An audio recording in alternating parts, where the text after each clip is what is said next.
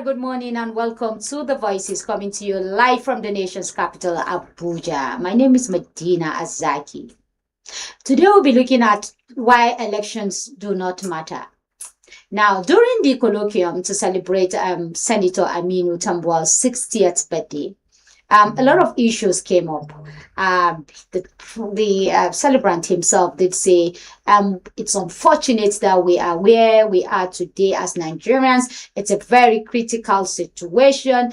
The founding fathers of democracy, the ones that are dead, will still be angry with the situation today. So we'll be looking at why is it that elections do not matter. And this is not new. We all know that elections results are written, are fabricated, but not to the level that we are hearing from the players themselves. So these and more are some of the issues we'll be looking at. If elections do not matter, then what is our fate come 2027? Is it going to get worse or is it going to get better? That will be after the break. Stay with us.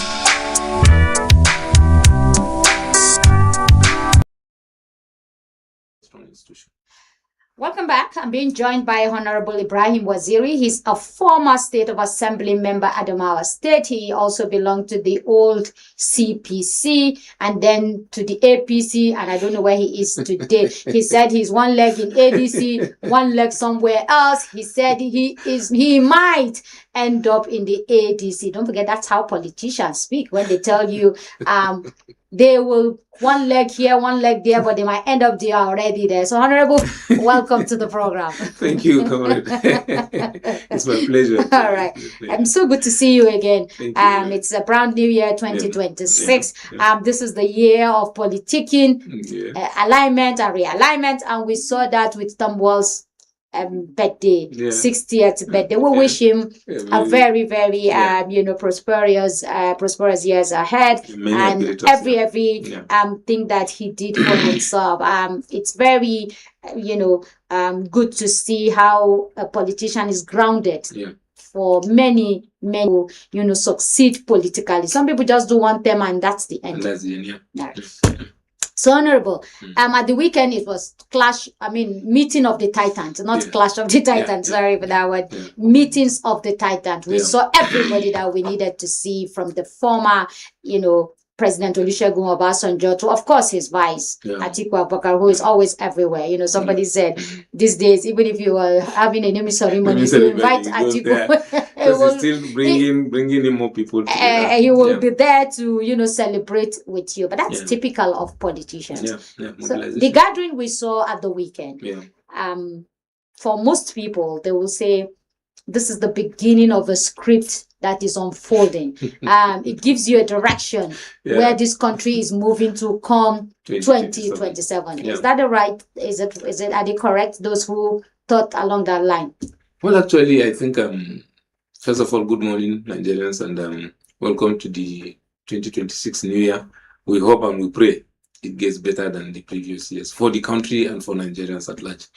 Well, actually, the politicking for 2027 started as early as June 2023.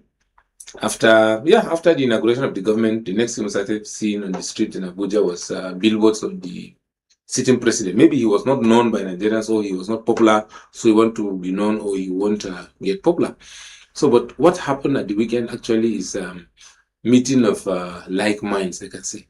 Because when you look at 95% of the people around are not in this government. 95% of them.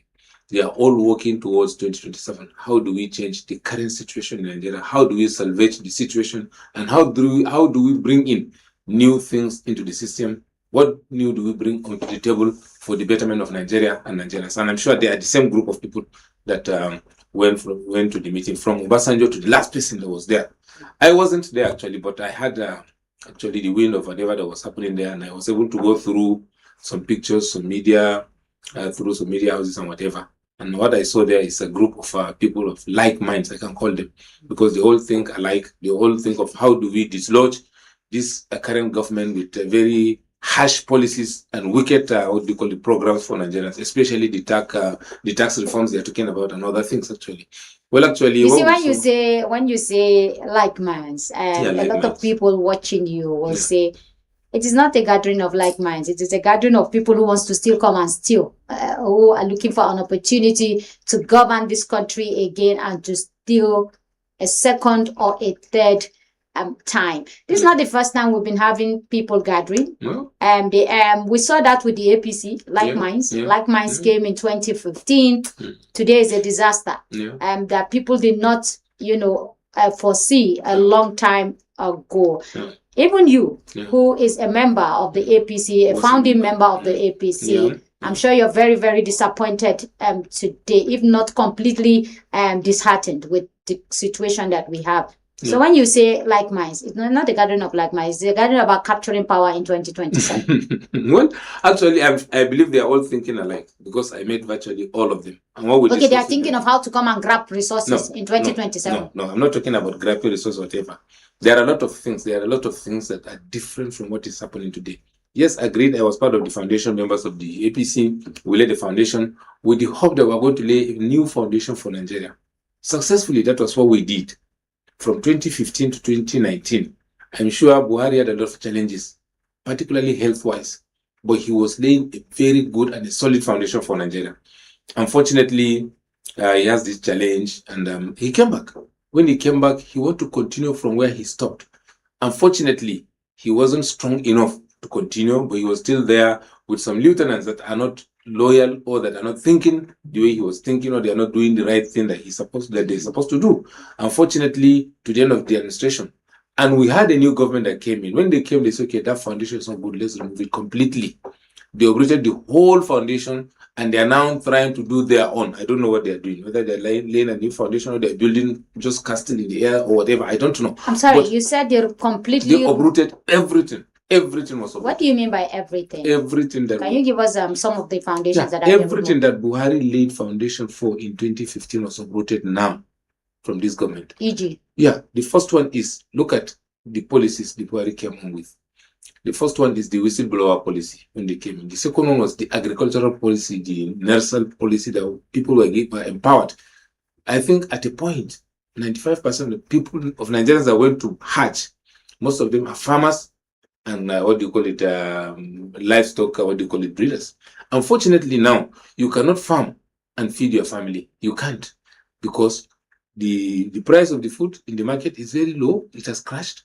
Unfortunately, the implements you take to the farm, fertilizer, improved variety of seeds, chemicals, or whatever, is not accessible again to the farmers. So when you look at this is one aspect, a key aspect. There's no country in the world that grows without agriculture. This is one aspect that this government deliberately killed. We used to have desk officers in all the banks, all commercial banks in Nigeria. Unfortunately, now, even CBN doesn't have agri-test. They've scrapped virtually everything. What are we doing? We fall back to importation again. We're empowering other people to be producing, while our people be suffering here. And they want us to pay tax. You don't give me any means of income, and you want me to pay tax. I'll be making 3,000 naira on a daily basis. At the end of the day, at the end of the year, you want to collect 25,000 naira from me. For God's sake, is that okay? 3,000 naira cannot feed me and my family in a day. But I'm managing 3,000 naira at least. But unfortunately, at the end of the day, you want me to give you 25,000. It's wrong. When you say, is that okay, is that fair? This was the question that was asked many years back when, the farmers had everything at their disposal. They had the loan and they had subsidized fertilizer and all of that. Yet we were buying... The fertilizer also didn't subsidize. It was at the cost price. Cost of production was around 12,000 naira per bag. And in the market, it was 18,000. Even under Buhari's tenure, we started buying rice at 35,000. We started buying rice at 40,000. Yeah. I think it got to 50,000 naira. Yeah.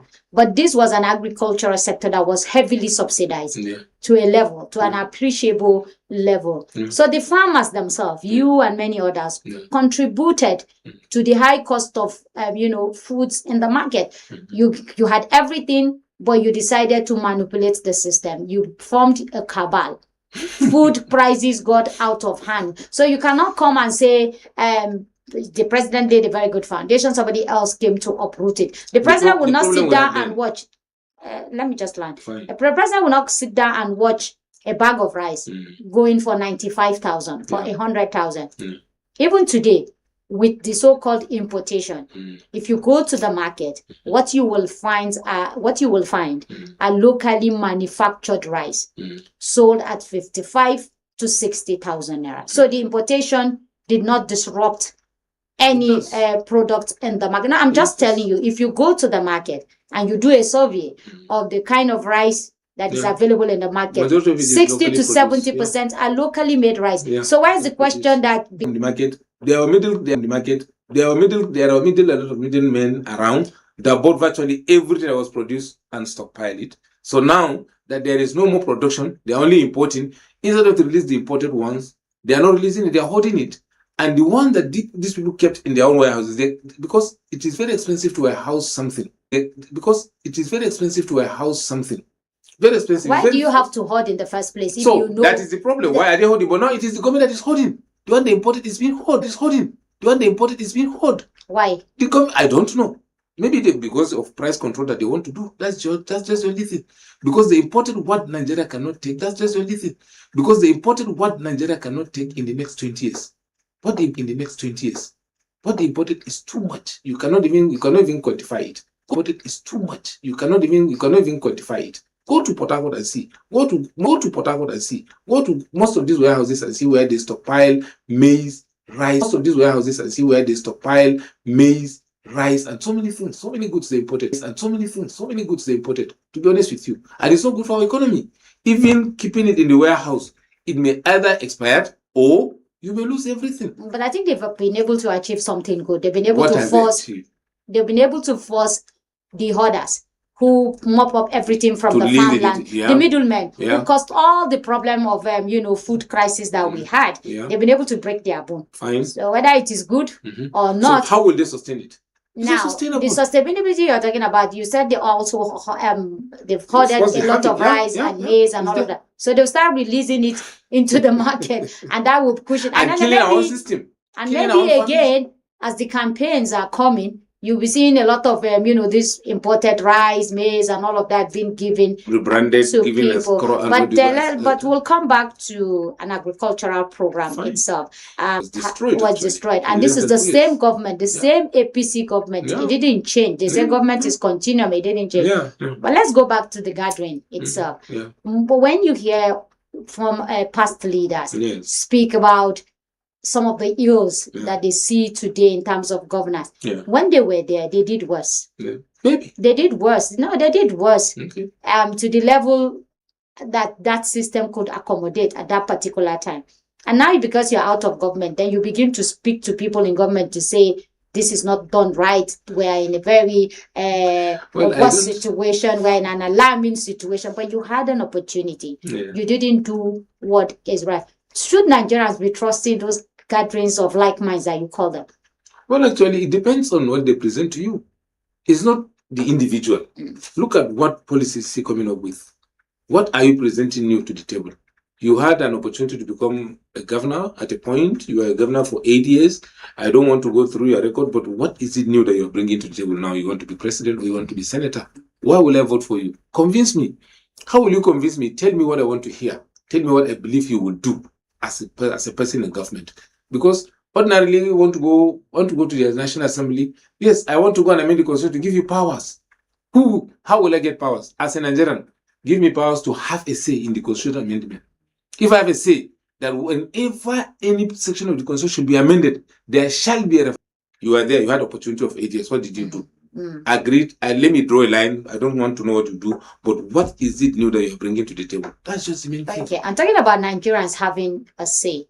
let's come to elections where Nigerians are the ones who vote these leaders, we go out whether and vote, good actually, or bad. Yeah. They come out in their mass numbers. They stay under the scorching sun, under very rain, terrible whatever. conditions, to make sure that these leaders No are food, no elected. drink, But nothing. today, we're hearing what we know, Yes. that, elections do not matter. It doesn't. So maybe this particular government is taking it to another level, a level of where they will just sit down and write all the results and publish to people. So maybe the like minds are already pointing to the danger that is coming in 2020. But let me ask you, as a politician, what exactly are you hearing? Are you hearing that is it a confirmation? Plan to sit and write the result. Actually, they have that plan. Actually, it's all over. It's all over. That even what you call him, Professor Mahmoud has written the results already. That's what they were saying. That result was written. Somebody said that they saw it. So a lot of people are saying it. That can you say Professor Mahmoud said that? But Professor Mahmoud is already out of the system. Before he left, that's what they said. That's what they said. And they are still insisting that yes, they are going to win all seats. All electable seats. They've claimed they are going to win it. But I'm sure as long as we remain in this country, it's not possible. We'll not allow them. So why do they have a new INEC chairman? What is he coming to do? I don't know. Just to come and affirm whatever they was given to him, actually. That's just the only thing. How can you say you cannot register any political parties for 8 years in this country? What is our population?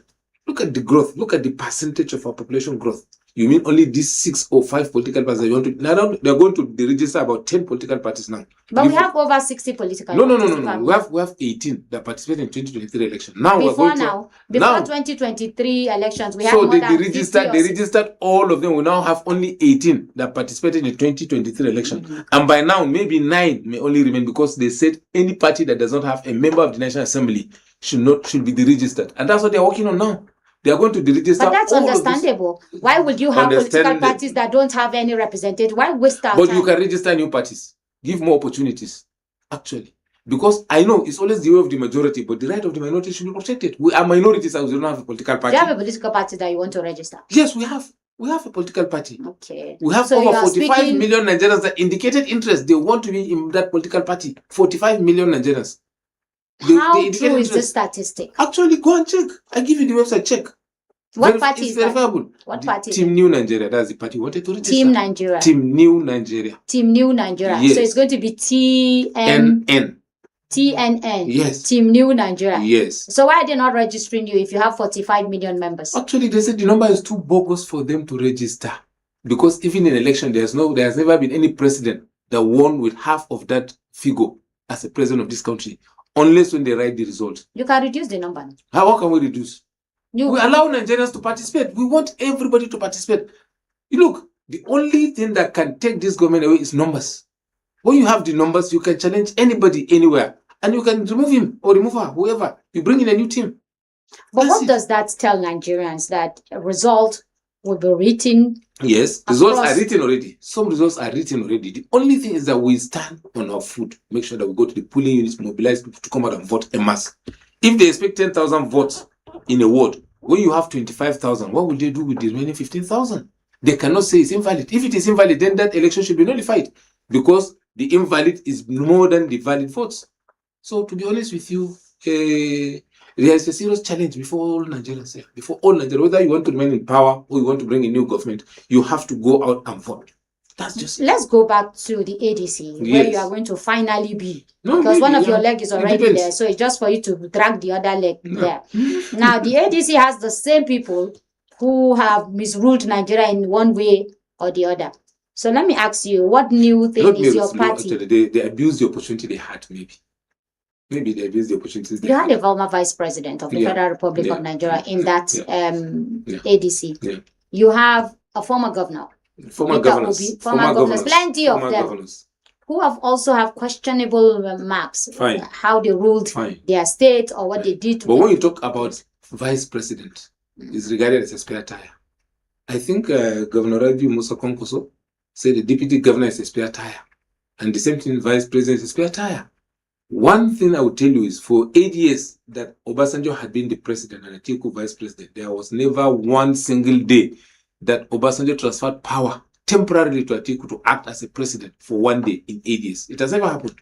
But look at what happened in Buhari and Oshibanjo.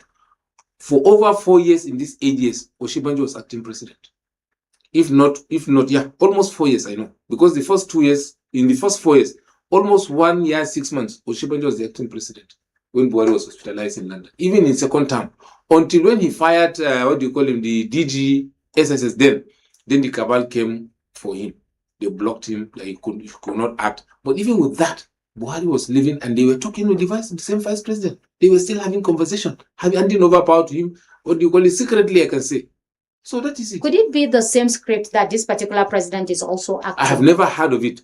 Yeah, I've never heard of him this handing vice, over but to Kashim. to For Kashim. one moment, he has never done that. He has never. It's the same Obasanjo and what do you call him, Asiwaju. They are the same thing. They're doing the same thing. So if people are accusing this the current president of not handing over power to his vice, it means he's not new. Well, actually, transmitting to the National Assembly is one thing, but it is a natural thing. Once the president take off in what a plane, does the Constitution say? Once the president is out of the country, didn't the Constitution specify? That's what I want to tell you. That's what I want to tell you. Okay. Immediately the president steps out of this country, but automatically the vice president becomes the president in acting capacity. The only thing that is missing is the transmission from the president to the National Assembly, because he did not transmit to the National Assembly that he is leaving this man to act after him. So based on that, this man cannot write a letter to the National Assembly. He can only write as a vice president to the National Assembly, not as an acting president. Eventually, we don't pray for it if he dies there. Automatically, he will wait to be confirmed first. He will wait to hear the news from anybody that will confirm that yes, the president, Kinikon happened and this is it. Then he will act. Then the National Assembly can say, okay, fine, go. He will be sworn in and he will be acting as if he will be. How they invoke this doctrine. Look at what of necessity. happened. Look at what doctrine happened. Of necessity. Look at what happened during Eradua late and what do you call him, and Jonathan. We had to protest. We had to go to the National Assembly protesting that yes, make this man the acting president. Because the constitution is too vague, it's too tight that an individual can control the whole of this country, that the federal executive. Because the constitution is too vague, it's too tight that an individual can control the whole of this country, that the federal executive council has to sit down and pass a resolution whether the president is incapacitated or not. What is it? How can I appoint you and say I'm incapacitated? How possible is that? That section of the constitution needs to be amended. It needs to be amended. It has to be any Nigerian that knows the truth will come out and say it. There is a need for all Nigerians, anywhere we are, as long as we are Nigerians, to have a say. Our president is sick and is incapacitated. I write a petition. I need endorsement of 1 million Nigerians only. Then it goes to the National Assembly. The National Assembly investigate. We've been doing that investigation should bring the president to the National Assembly for everybody to see him, whether he's alive, capacitated or incapacitated or dead. That is it. But you cannot sit and say we have a committee has visited. No, you cannot visit him. Let him come to the National Assembly. If he doesn't have the capacity to come to the National Assembly, then he's incapacitated. Then somebody should be sworn in acting capacity, subject to when he will die or he will return. That's all. We've been talking about constitutional amendment review every year. Yes. The National Assembly will budget bogus money for it. Yes. How come they don't focus on these important clauses? There are a lot of things. The first thing is, most of our people going to the National Assembly, they don't go for Nigeria's sake. They go for the sake of their pockets. How much will I make in the National Assembly? That's it. When you're going to the National Assembly, you must have an agenda. You must have an agenda. The key thing is, first is the Constitution. Number one, if I have the opportunity of being in the National Assembly, I have at least 3 or 4 major amendments to make in this Constitution. Major. The first one is, I'm not satisfied with the way this Constitution is written. Are you begging us to vote for you? If I go to the National Assembly, yes, are you begging us or appealing to us? No, not yet. I'm just telling you, in case I eventually happen to be there, because I may have a target of going there. I may decide to go. That's why you are joining ADC. No, I've not joined ADC yet. We are just waiting. Or your new party, any TNN. Party, yes, anyone. Your 45 million voters will vote for you. Comrade, please don't confuse me. Let me decide first. When I get to the National Assembly, eventually have an opportunity to be in the National Assembly. The first agenda is Constitution, because this Constitution does not reflect what we Nigerians want, to be honest with you. The first thing I don't want is the powers of the president to give pardon to criminals. I will nullify. I make sure that I amend that. Will allow with the powers to make, to give pardon, but with limited powers. You cannot take a drug baron or somebody that just killed somebody less than 2 years ago serving term, not up to 10% of her time in prison. So you pardon her just because ordinarily you're the president. I think they've reverted that now. That has been reverted. Is the Supreme Court that reverted that? Well, why in the first place did he do that? That's the first thing. Then the second one is look at somebody like Evans. Say you're pardoning Evans that killed how many police officers? Honorable, you're advertising. I'm not advertising. You're advertising what you're going to do. No, I'm not. That's what you're already saying. I'm telling Nigerians to vote for. I'm telling Nigerians to vote for a person that has this agenda. No, you're because we need agenda people in the National Assembly. But you're also campaigning for you to be voted. So that when you go to National Assembly, you say you want to change A, B, C, D, and you are doing free adverts on our show. Now, the reason why most of you register political parties or movement is because you have an ambition. Yes. It's not because you want the betterment for Nigeria. We want the betterment now you are saying for me, particularly for me, all I'm doing is for the betterment of Nigeria. But you're already saying that if you have an opportunity to come to the National Assembly, so you're already working towards coming to the National Assembly. I'm already working to become the president of this country, not under the National Assembly. If I become the president today, I have a lot of things to present before the National Assembly to amend. And that's why your party will not be registered. It's a matter of time. We can come to any political party, and fortunately, we'll have a party registered. All right. At this point, we'll take a short break, and when we return, the conversation will still continue. Very interesting conversation here. We'll be right back after the break. Stay with us.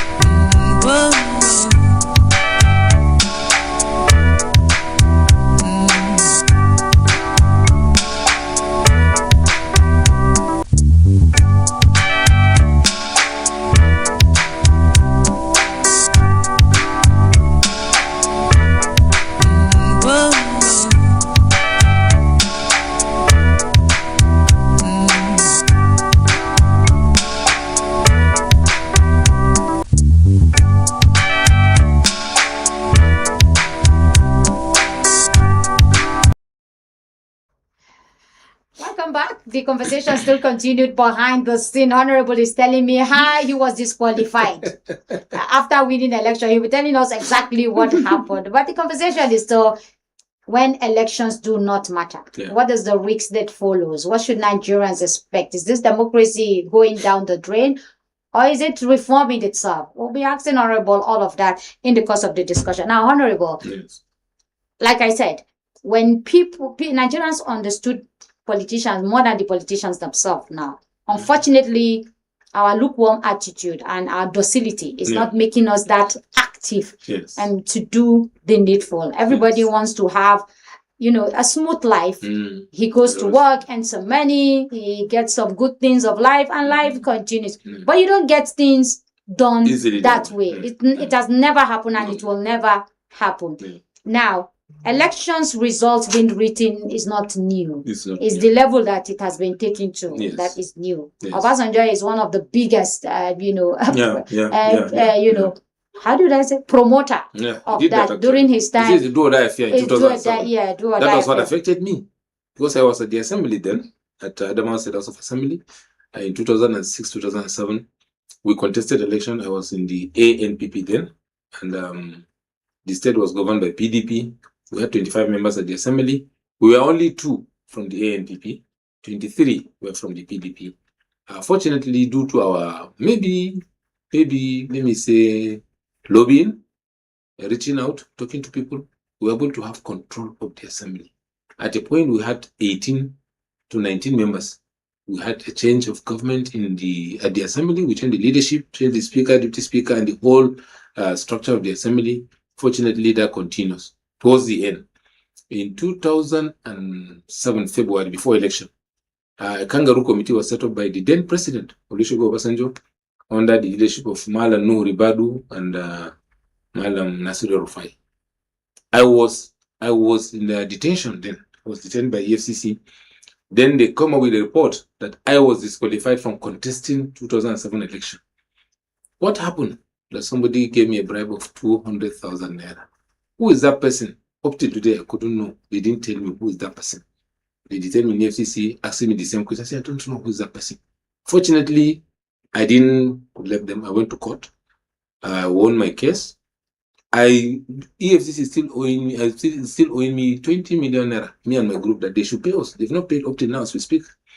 20 million naira, court ordered EFCC to pay us. They appealed. to the Court of Appeal. Court of Appeal said, yes, you have to go and pay. Up till today. As damages? Or? Yes, as damages, actually. Because of our illegal arrest and detention. It's a violation of our human rights. So you won the election, but you were never sworn in. I won the election. I got 12,800 votes in 2007. Somebody that got 9,000 because he belonged to the PDP he was given the certificate. I still went back to court. The court nullified the election and ordered for free election. What I wanted to do was to clear my name because they said I was not qualified to contest that election in 2007. Did they give you any reason? There was no reason. Okay. There was no reason. So when I went to court said, you are eminently qualified to contest 2007 election and any subsequent elections. I said, thank God. And based on that, we nullified the election conducted by INEC in 2007, and we ordered INEC to conduct a fresh election within 90 days. That was in 2007, around August. So, okay, fine. They conducted the same election. We were there. I didn't participate, actually, but I still scored about 5,000 votes out of it because they had a governor. They have 20-something members sitting in the assembly, and they have all other governors mobilized to come back to Adamawa to come because there was governorship also election. But they did our election before the governorship election. So why didn't you participate? I participated because my party was there, my name was there, everything was there. But I cannot waste my time and energy in something that I know they've already made up their mind. I can't, because I don't have, the support around to fight. But like now, I know majority of Nigerians are fighting, so we fight together with them. As at then, people were still happy because PDP was just new. That was their second term. People were saying, they're giving money, they've given this, so that is it. So I just stayed back and allowed them to do whatever they did, and they did. So I don't care about that. So, but now, I know majority of Nigerians are not happy with the government, and they're coming out to fight, so we're going to fight them. Because you have 45 million Nigerians backing you. So you feel now you can fight. Yes. But let's see what happens in the near future. We'll see where the TNN is going, either as a pressure group or as what do you call it? A political party. A political party. Yeah. We're negotiating a lot of parties, and we're going to the derailment of our democracy itself. It started with money bag, and then imposition. Then money bag is back again, where people are being brought to the camp. The stories we hear, I don't know if it's true. The allegation is that each governor that is the camping to the APC is being given 250 billion. I don't know if that is true or not. And it's continuing. And there are states that cannot budget 250 billion naira as we speak in this country. There are states that cannot budget 250 billion naira for a whole year. You can imagine. And you're giving it to an individual. So the governors, but let me ask you, who determines the votes that is coming from a state? It's because when you buy... The voters. Okay, the voters. Yes. So the governor can't manipulate that result. He can't. If you have determined voters. Unless if what we are hearing is true, that they want to sit down and write the result. Fine, it has to be in the government house that they sit down and write the result. Because there is no secure place in a state like the government house. Because that is where all the brigade commanders, the police commissioners, whatever it is, all the service commanders will be there. And you sit down and write whatever they want to write, which will later haunt them. Because all of them that support that, they will regret it in life before they die, to be honest with you. We've seen them. Now that the opposition is confirming that result will be written. That's what they're saying. So what is the measure that the opposition is taking, particularly the ADC that has some of the finest politicians around? Well, actually, I don't know if Obasanjo is an ADC member now. I don't know. Or he just came for the colloquium because he was even telling Tambuwal that I never supported your being speaker. You know, 2011. 2011, yes. Yeah. So actually, I don't know. But what is the only solution is massive mobilization. Let's everybody come out with Is the ADC doing massive mobilization? Yes. Where? How? No, actually, they go to Osun and Ikiti, where I think they are going to have election. Nigeria is not Osun and Ikiti. That is why they are going to have election this year. You see what will happen during the election. That will determine what will happen in 2027 election. Because normally, that's why we test the ground. We test the mic from those areas. That's it. How do we do away with this entrenchment of money into our political system? A lot of money is going to come into the election. It's not easy, but it is something that it has to do with massive sensitization, talking to people, telling them the right thing, let them use their brain, let them use what is in their, what God has put into their heads. But we have very poor people today, very hungry people. But so how will whatever they are giving you cannot feed you for the next 4 years. How can you tell a hungry man and an angry man to think with his brain? Because well, actually, you give him something to eat immediately, then you tell him. Give him something to eat immediately and tell him what will happen tomorrow. This thing I'm giving you will not last the next 4 years. The same thing as what you cannot give you will last the next 4 years. Or his party cannot give you what will last the next 4 years. But what we know is that when you stand and fight, we bring policy that will touch your life for the next 100 years. Not 4 years, 100 years. Because in 4 years, you can have a plan for a state of more than 100 years. It's all about investing in people. Nigerians across board do not trust politicians anymore. Yes. So whether you're telling you have planned for 2 years or for 100 years, you are speaking English. Yes, as far as they're concerned. It's the immediate gratification that he's interested. Or she's interested. It's not a person you can trust actually. Because you created the mistrust over time. Politicians like you created the mistrust. The opportunists that had the opportunity of becoming governors and president created that mistrust. To be honest with you, I have never had the opportunity to become a local government chairman. If to say I'm a local government chairman, you had an opportunity to be a state assembly member. Go and check my records in the assembly. Since 1990 to today, there has never been a man like me in my constituency. As I speak, what I law can tell did you you pass? Go and that check. Affected the people of your state. Go and check. We have laws that archaic laws that we inherited during the colonial masters. I had the opportunity of amending 55 of them in one day. 55 of those laws, I proudly presented them before the assembly. We amended them. We did a lot of things. Unfortunately, when we started, the governor was thinking of only PDP and PDP agenda. So he doesn't care about whatever comes from the assembly, whoever come with it. If you are not from the PDP, he is not in terms with him. He doesn't care about the people. He doesn't care about posterity. He doesn't care about what will happen tomorrow. But what we do is that once you are there, you're representing the whole state. Once I went to the assembly, I said, I'm here not to represent Yola South, but to represent the whole of Adamawa State people. So I represented Adamawa State at the assembly, and I did my best, and I am proud. Let me tell you this. Go and check the records. We have a record of proceedings. Go and check. From 1999 to 2025, we are today, 26, we are today. Check who has the highest number of bills in Adamawa State House of Assembly. I can tell you. All right. Go and check. That's another campaign. Yes. No. It's not a campaign. So you can use it for election in 2020. It's not a campaign. But let's come back to sensitization of the masses. Yes. The opposition political parties are not even doing enough. As we speak today, they are in comatose. The opposition is supposed to create a very tense environment for the ruling class, for the ruling president to sit up and do the needful. In Nigeria, we just see opposition go and sleep. Before you know, most of their members are being bought over. The remaining ones that will be left are the ones that do not even have any impact.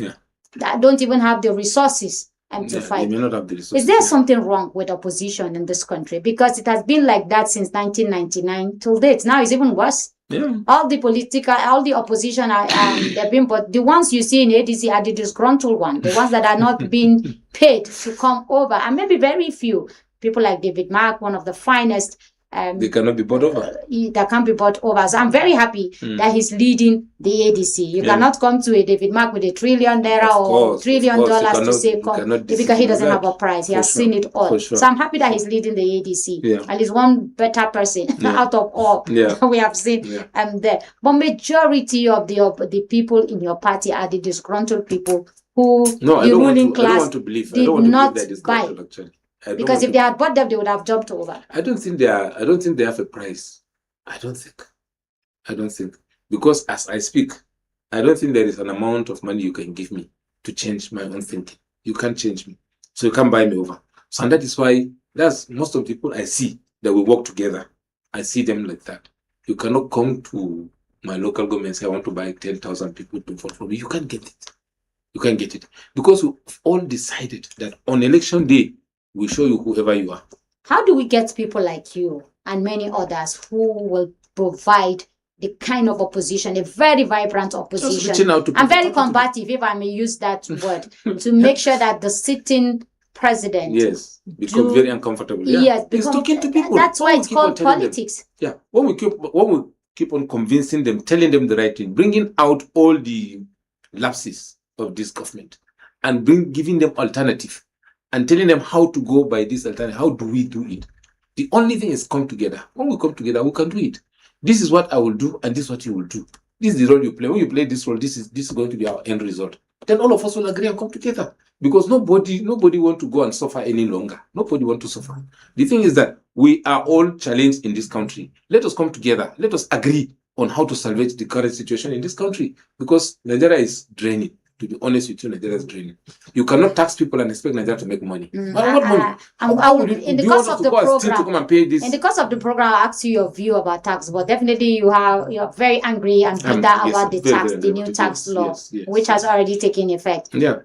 Let's come to the derailment that you talked about. Yeah. There's been derailment in leadership, quality of leadership for the past 10, 15 years. Yeah. I mean, the best we've had is the Obasanjo days to the Yaradua days. After Jonathan to the APC, it's been worse. The derailment continues down. Even Obasanjo himself said the derailment of the quality of leadership has really gone down. Nigeria needs to wake up. Yeah, I think it was a meeting between him and Danjuma that they made that statement. They're very, very concerned about the quality of leadership that we've had. How did we get to this level? Because they didn't plant anything for Nigerians. They are the ones that planted the people that took over from them. Obasanjo brought in Eradua and Jonathan. Jonathan continued from where Eradua stopped. That is it. For 16 years, they've been having the same agenda, the same team, the same people. It was Godfather and the, what do you call it, Godsons. That's it. Today Nigerians are tired of democracy. Well, actually, no, not that we are tired. I know of a leader that said Nigeria needed a guided democracy, not a full-fledged democracy the year round.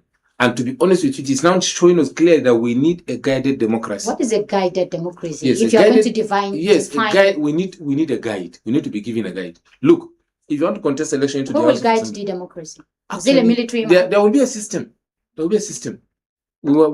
Because in that plan, we're going to have what do you call it, the president and the prime minister. I don't know which one among them will be a ceremonial. Parliamentary system of governance? Yes, parliamentary kind of. But one of them should be a ceremonial leader. One of them will have authority over what happened. He may decide to dissolve the parliament. He may decide to dissolve a state executive. He may decide to do whatever it is with some limited powers. Maybe getting approval from somewhere. Maybe like a council, kind of. When they sit down and take a decision, that decision is binding on everybody. Constitutionally, they will be recognized. So when we sit down, we have this. Then those people give us guide. Because they will not have power to touch 1 naira. Because the major thing we're having in this country is corruption. That's the major key problem we're having. Anybody that comes, okay, I have control over these resources. I will take it and take 100 billion, do whatever I want to do, as long as you are protecting my interests. Take 1 trillion naira, do whatever, as long as you are that is the issue. How can you convert all our sovereign wealth into your own personal thing? It's wrong. We give you this mandate temporarily. Temporarily, just, okay, please manage this on our behalf. Not take it, manage it on our behalf. Do roads, do water, provide us essential services, provide us what we need as a leader. So let's go back to the council. So who nominates the council? Nigerians. The council that will oversee. Nigerians. Of course, Nigerians can do that. And become the headmaster. Of course. To whip everybody. For sure, we can do that. We can decide to give a kind of criteria. It's not going to be a very it is not difficult. It is not. It is not difficult. It is not. It's an easy thing. Let us agree. The first thing is this constitution. Do we have the time? We have. As long as we're alive, we have time. Because but not from now to 2027. That's what I'm asking. It's not necessary we'll do it in 2027. We can maybe the next president ADC will come for you. I'm not talking about ADC. No, hold on. For you, ADC will come in 2027. Then you can begin to think about this parliamentary sub-parliamentary. For me, as we speak now, if we can have the change now, as well as you can agree to that change, we change it. If we speak now, if we can agree, we sit down, we change, we give you the template, and we do it, we implement it. Nothing will happen because it's Nigeria. Nigeria belongs to all of us. Whatever he believes, whatever shares he has in Nigeria, I have equal shares. I have equal shares because I'm a Nigerian also. I may even have more shares than him because I serve Nigeria better than the way he served Nigeria. What has he done? Maybe only a governor, civil servant, and possibly now the president. That's all. He has never carried gun on behalf of Nigeria. He has never taken a bullet on behalf of Nigeria. He has never stood anything. Have you taken any bullet? I've stood against a bullet. I stood between the bullet and Nigeria. I stood that. When you are protesting? Not protesting. I served the army. I served in the army. Okay. So I protected Nigeria with my blood to the extent. Okay. Actually, I don't know. So let's still go back to the guided democracy. That's the one that's of interest. That's why we need the council. That's why we need the council. And this. But we have a council of the ADC manifesto. It's not part of ADC. This ADC manifesto. It's not part of ADC. This is your own personal. What I'm saying, yes, these are my personal views, and I want us. Your own personal. What I'm saying, yes, these are my personal views, and I want us, if it is possible as Nigerians, we can adopt it and have somebody adopt a leader that can stand and implement those things, and I'm sure we'll be very happy. Nigerians will be happy anywhere we are. Those things, and I'm sure we'll be very happy. Nigerians will be happy anywhere we are, because we don't care. You don't need to be an electable leader or just one person forever. No, possibly we can elect. Among them, they elect somebody that can give them, that can lead them. So they're the ones to give us guidance. Anywhere. Maybe if the National Assembly deliberately did something that is wrong, that against the interest of Nigeria, they can dissolve them without anything. The courts are only there to implement. Just like the president now, as we have. In the Constitution, it is only the National Assembly that can impeach the president. But if I will have the opportunity, will amend the Constitution. Nigerians, 5 million Nigerians can write a petition and impeach the president. Once we write that petition and they verify 5 million names, signatures that write for a petition against the president, the National Assembly shall, as a mandatory act, impeach or start an impeachment process against the president. The same thing in the state governor. If at least 500,000 to 1 million people can sign the signature for a state, that governor should face impeachment process based on the allegations, and they should verify allegations. If it is confirmed, the court, the assembly doesn't have anything, just verify. If it is there, it is the court that will say, okay, fine, this man stand dissolved, stand impeached and whatever. And he should be prosecuted instantly. That's how it's supposed to be. I'm happy you said verified allegations. Yeah. Otherwise, it would have been very chaotic situation. Yeah, actually, I know. Because I know the way we behave in Nigeria. I can just go outside and say mobilize. The president has told whatever it is, mobilize signature. It's not easy. And before you know, we'll have 10 presidents in one tenure. No, we can't. We can't. But let me ask you, as we speak today, with the level of politicians that we have today, yes, do you think the system will work? Who will lay the foundation for it? Work? Because when you are saying we will all agree, who are we? Because we some of Nigerians, us that are outside. When I say we mean we Nigerians. We are not in the system. The people in we are not in the system. We outside can mobilize ourselves. We vote for them in. We can vote them out. How do we mobilize and get them to do what you want? Not them. We can vote them out and bring in people that can do it. We can decide. Okay. We can decide. Not this particular set of people. Actually, not. If any one of them can agree to us, then we work with them. Anybody that wants to work with us, we can work with him. Okay. As long as we are Nigerians. So let's paint a scenario. Yes. ADC wins 2027. I don't know if you have a problem with this ADC. Hold on. Because I know where all of you, politicians come out with very beautiful packages. Yes. They come with icing on the cake. Yes. When you finish the icing, you find out that there is sand. It's only sand that is under that cake. So by the time they are putting icing and selling off all these beautiful ideas. Yes. So if, for instance, ADC comes in 2027. Yes. Are you saying that this is one of the agendas that some of you will be pushing to say, look, let us have this guided democracy in place? What you have in China is not democracy in form. Yeah, well, it's democracy their own taste. It's their own taste. Type of because a lot of people have said, what we have to, tinker, with it.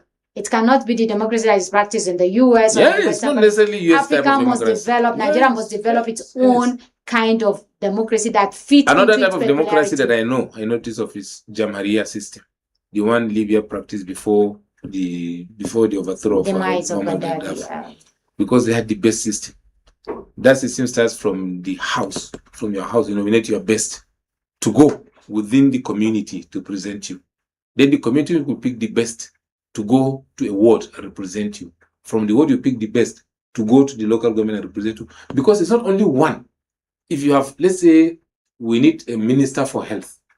How it starts from the community. The best health worker or doctor or whatever can be presented. Among them, they choose the best in a ward. Then among the ward, we choose the best to represent them in the local government. Then the whole local governments will sit down and agree, choose the best to represent them at the state level. Then states consider and choose one to represent them as the national, who is going to be the possible health minister. Is it not cumbersome? It's not. Libya has a population of maybe 5 to 10 million. Maybe 2 million. No, Libyans are only 2 million then. And the other people maybe 3 million, making 5 million total number. Saying so. Yeah. I'm just giving an instance. Okay. Here in Nigeria, we're already heading to 300 billion. Some say 230, some say 250. Yes. Is it not going to be very cumbersome to start speaking? In one family, you have 50 people. Polygamous family. Yes. To get one should come out of them. One. To get the best among 50 will be a very big problem. Yes, in every field, different field. Okay. This one is an engineer. This one is a medical doctor. This one is a lawyer. You pick among them. Who among them the best in the world? You all know yourselves. How do we simplify the process will be the big question. Well, actually, you cannot simplify it in any other way than Honorable, doing it the is right very thing. easy for me and you to say if we agree. It is very easy. It's Yeah, not easy until you practicalize it. Yeah, we give out a kind of a guidance, guidelines on how to do it. First of all, you have to have so years of graduation. You must have this basic qualification to become one or two things. You must have 1, 2, 3 things that you've done in life. All of these things have to come into it. So when you look at it, when you say I'm qualified, fine. Well, I know I'm not qualified because 1, 2, 3 things are against me. Then you leave it. You will not even participate. So when you do that, then you take it to the ward. Then the ward can come up with the best out of it. Then after the ward, then you go to the local government. Among them all, when you assemble them, you can even write an exam. Let the best come out. When you do that, you go to the state, you do the best. That is how you do it. It's just giving guidelines. When you do things without guidelines, then you are going to have issues. So that's just the only thing. There are other systems. How do we begin to champion?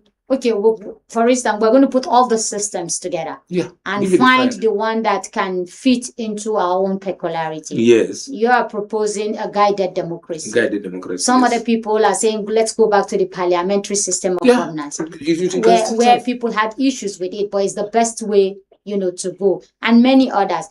Should that be what the opposition should be championing now to say, Nigerians, this A, B, C, D, E, F, or this choose one. Yeah. And then we can begin to fly, with it. Yeah. Then you are giving the masses a direction as to where to go, rather than these empty promises. These are things that we do. That's the constitutional amendment we're talking about. Because we can come up with all of this into the referendum of a constitutional amendment. We put it to referendum in Nigeria. Anyone you want. Do you want a parliamentary system? Do you want modified presidential system? The modified presidential system will have a president. We'll have 6 vice presidents as well as 6 geopolitical zones. Then we will not have state governments. We'll scrap the states. Then we'll have regional governments. In that region, you have every other aspect that you take care of, except only 2: foreign policy and security. You cannot have even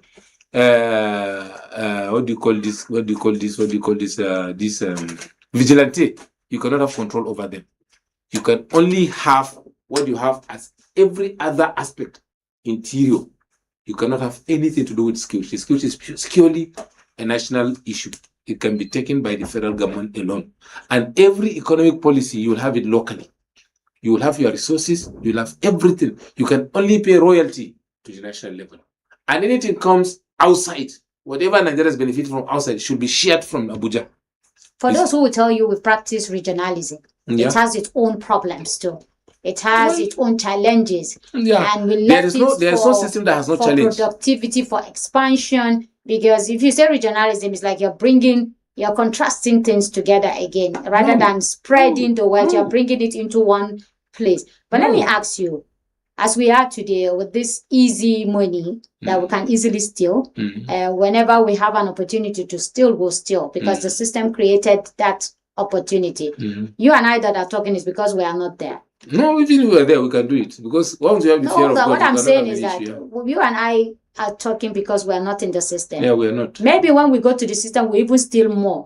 Because we feel the system created that opportunity. When system create an open door for you, you won't even know it is stealing until when you leave, before you know that you have stolen. Because you would think it is your right. You can never steal without you knowing. You can never steal without you knowing. You think it's your right to spend. No, when it is your right, when they give you 5 convoy with extra. No. They give you this, they give you that. Let me tell you this. As we speak now, the Revenue Mobilization Allocation and Fiscal Commission has guided every office holder. Everybody knows his entitlement. Everyone knows what he's supposed to get at the end of the month, at the end of the year, and at the end of his tenure as his severance, gratuity, or whatever. Everybody knows it. But the thing is that when they come, they close their eyes. When somebody approves 5 billion naira for you, when it is not part of your entitlement, take it and say, okay, thank you. And it's stealing. It's a stolen money. It's not your entitlement. So how did you get this money? You cannot account for it. So that's the issue. But Revenue Mobilization and Allocation Fiscal Commission has guided everybody, every politician in this country. Once you are sworn in, you'll be handed over your pay slip. This is your entitlement at the end of every month. Your annual basic salary is 600,000 naira, or your annual basic salary is 2.1 million naira. Your, what do you call it? Your wardrobe allowance is 20%. Your newspaper allowance is 5%. Your research allowance is 10%. Your vehicle allowance is 500. Whatever it is specified in that. So whatever you take out of this is haram. So it's stealing. It's because the system also allowed it. That you can steal, you can go beyond what is written. When you have a thief at the head, he allows it, not the system. Not the system. It is because the system said this is what you do. And if you take 10 naira out of it, you have to come and produce receipt. At the end of the month, you have to give account of whatever money that comes into you, apart from your entitlement. Anything that comes, you have to account for it. Okay. That's how it's supposed to be. All right. So, Honorable, which of the system would be better for us with the kind of situation that we have? Well, I know you've been studying many. That's why you're very fluent with them. So which one will work for us better? Well, I don't know. The one that will protect the interest of the thief and the interest of the innocent. No. The interest the thief should not be protected. But you cannot totally take them away. No, you take them out of the system. It has to be gradual. No. It has to be gradual. Yes, when you implement the system, as time goes on, when you implement it. So which system will guarantee gradual, displacement or removal of thieves from our system? My best bet is going for the regional system. Have a president, one president at the center, have 6 vice presidents at geopolitical zones, scrap the office of the governors, have regional legislature, then you have an economic policy. Let's take Northeast, for example. We can decide in the Northeast and have an economic policy. Basically there, we have solid minerals, we have agriculture. We can feed ourselves, we can export it. We can export the same whatever we produce to Lagos. It's not that we are selling with it. No, we're exporting it to Lagos because they have to pay. Exporting it maybe to Southwest or to the Southeast or the South, wherever. Anywhere we agree we can do. We can even export it even to the North Central, despite the fact we know they are farmers, but they produce mostly yam around here or deep-rooted crops. That's what they produce mostly in the North Central. So, but in the South, in the Northeast, we produce rice, a lot of things. I think Northeast has the best area of rice production in this country. But unfortunately, the system that left, the Buhari government that came, they recognized KB as one of the best rice producers. And abandoned the Northeast. Abandoned the Northeast, where we have the best. Where were the governors of the Northeast at that time? And the senators and all of them? They were looking for money. They were busy looking for money to pocket in their pockets. That's just it. But they had money right in front of them. No, they don't care. But they don't know. They don't want to work for the money. They want easy money that can come. Okay, so for you, regionalism is the best. Is the best. That is modified. That is going to be modified presidential system. That one will not be permanent. We put it on a transition period of 30 years in our constitution. Let's give it a trial and see. We may not be around, but the system will still remain. If it is okay, then they continue. If it is also okay, then they change it and bring in a better option. Modify it and do it. Okay. Because we call it modified presidential system. Okay. So in the coming days and months and years, we should be able to see those things coming out. Inshallah. And people should be mobilized, especially your 45 million Nigerians should start it. They should start the work. Then some of us can begin to join. Yeah. It's what we see, we'll join. Even if you don't join, we can enforce it on you. To join. Because, you even if you don't join, we can enforce it on you. Because when 45 million Nigerians decided to do one thing, as what we call it, as silent and run away as we are, as Nigerians, we don't go out to vote. 45 million is a very big number. When we go out, vote. Of course, you are going to go out to vote. Yeah, I know. We are going to vote. The 45 million, we can mobilize them to go out and vote. When we vote, we produce whatever we want to produce. You'll be hot cake for all the presidential hopefuls. If you have 45 million people. We have. Let me share a joke with you. 2019 general elections. Yes. I was somewhere. Yeah. I think at the APC Presidential Council. Yes, I went there to see somebody. And it was during this campaign period. And then a woman came all the way from Cross River. Is it Cross River or Akwa Ibom? I can't remember. She came. And she said she has a proposal. And they said, what is it? She said she has 75 million Nigerians. Young people. Young people. She said 75. So the man looked at her. The man that somebody you and I know looked at her and said, then we don't need to campaign. Yes. If you have 75 million, we don't need to campaign. Yes. We can just mobilize you and tell your people to come out and vote for us. We don't even need the campaign. We don't. So that brings me to the question: is it that you will just sit down and concoct figures? We don't. You just look at the political space and say, if I have 45 billion, how do I verify that you have 45 billion? I can give you the website now. You search. Okay. And you search your ward, political ward, Okay. and look at the I people. don't have a political ward. You do. Okay, You do. personally. Yeah, where do you vote? I vote here in Abuja. Fine, where? There's a ward, there's a Jabi. polling unit. Fine. Jabi, okay. Fine, Jabi is under which ward? I think, was it Utako or where? I don't Okay. know. So when you check that, you see the people of your area that are registered. Maybe there must be some people that you know from your ward that are there. You may see at least 20 to 30,000 people that register from that ward. Okay, that's fantastic. You will see them. This is a You very see their organized name. system. You see their PVC number. You see their phone numbers. You see their addresses. You see their home address and whatever. You see the name of their polling unit. You see there. Okay. Yes. One of these days you come and pay. Then we'll put I the will not website. pay. We'll put the website on the screen so that No, Nigeria can I'll go for give you your phone. You verification. check it. You do verification yourself on your phone. Okay. I think we have just less than 2 minutes to go if I get that correctly. So your take on the tax law that has just started, or that has started 1st of January? Well, actually, it's unfortunate. It's unfortunate when you don't give people means of livelihood and you want to tax them. Just somebody that can be making 3,000 naira, as I said, to your own family. 3,000 naira is not enough to feed you and your family. And at the end of the year, you want me to pay 25,000. Did you go through the law very well? The law said it's people who earn higher. It's that is what I'm targeted at the saying. rich people, not at the poor the first people. 800,000 naira that you earn.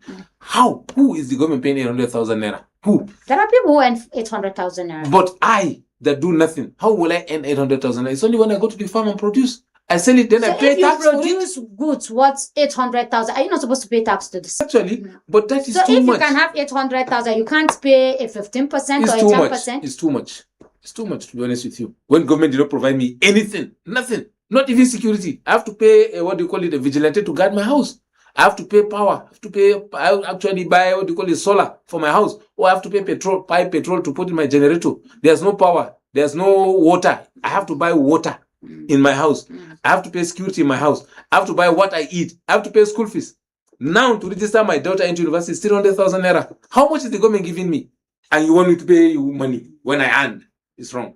That's wickedness. That is wickedness, to be honest with you. And God will deal with them, to be honest with you. I'm confident God will solve this problem, to be honest with you. So you think the system is unfair? It's unfair. That's wickedness. That's wickedness. So the system needs to look at how it provides basic amenities rather than extorting money from people. For sure. Okay. And this tax money, when we pay the tax, they will steal it, put it in their pockets. They claim to have money. They are thieves. They claim to have money, but they are thieves. That's it.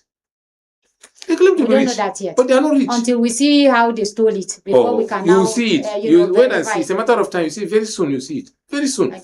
Is your party going to change this tax law when they come 2027? Well, any party that I belong to, any party eventually that I may win election into, I will make sure that I fight this tax law and make sure that we amend it. Would it be that easy to amend? Of course it is. Of course it is. It's just a matter of this is something that an individual wrote to the National Assembly. The National Assembly amended it, and they took it back to the villa. The villa amended the same law they amended. That law is illegal even. It's illegal. Yes, that's where I was coming to ask you. It's illegal. We can go to court. We can challenge it. Yes. Yeah. Unfortunately, when you go, they start talking about what do you call it? Do you have the the terminology in what do you call it? Locus. Do you have the locus? The issue is any member of the National Assembly can go to the court, challenge this law, and this law will be amended. Will be abrogated. I was expecting the man who raised the dust should go to the court. But he's also quiet. He just raised the dust and then he went back to sleep. They went to his parent, possibly. Maybe the parent might have called him. Maybe he may not even contest election any longer. They may decide to do whatever it is. Because the system will fight him. The people that amended that law will fight him. They will fight him. They may even think of eliminating him. That was why I was asking you before. Now, how do you fight a system? You can fight because if to say I was has been destructive for a very long time. Let me tell you this. If to say I'm a member of the National Assembly currently, wallahi, I swear to Almighty God, I will go to court. This law will not be implemented. It will never be. Because it will be implemented the way we pass it at the National Assembly. Irrespective. Right. And that's the show from me, Medina Azaki, and the whole team here. It's bye for now.